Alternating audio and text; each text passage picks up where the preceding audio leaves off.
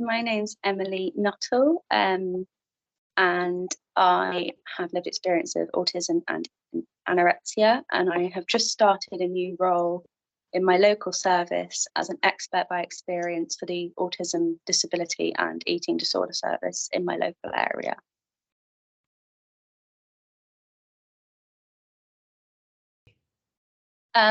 So I initially had an autism diagnosis at the age of 14, because CAMHS recognised that at the time I wasn't really fully engaging in treatment. I wasn't really managing the treatment they were offering me, and they couldn't really understand why. So they assessed me for autism, and it picked up an autism diagnosis, but nothing sadly really followed from that diagnosis. I was just in and out of the system and inpatient and outpatient services.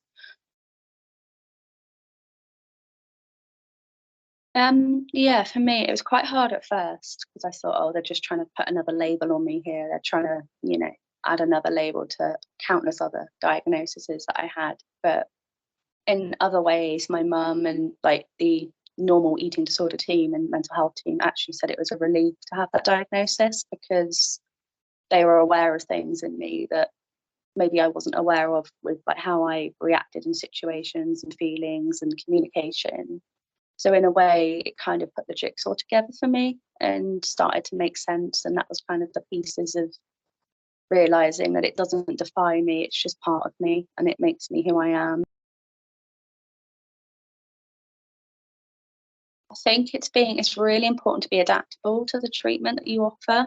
Because when I received treatment under the generalised eating disorder service at first, it wasn't adapted to meet my autism. So they classed me as not engaging in treatment and not complying. But when I moved to the adult disability service and eating disorder service, they adapted my eating disorder treatment to meet my autism needs. So there was like creative approaches to treatment.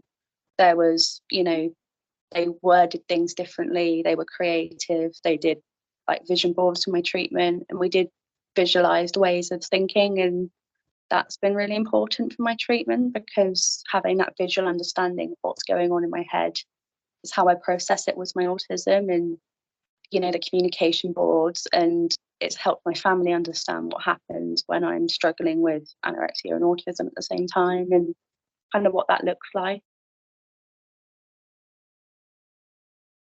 So as part of that, I've helped to make recommendations that we need visualized approaches to the therapies being offered. So still include what the therapy is about, but actually having a visual representation of what that therapy looks like, and breaking each section down. Because for me, with having anorexia and autism, I couldn't process everything from a textbook. I could just, read it a bit and then not understand it. But as soon as my psychologist and eating disorder nurse actually did like a diagram with me and explained what was going on and explained how it was working, like the vicious flower cycle, for example, that really helped me to visualize that in my head and understand it better.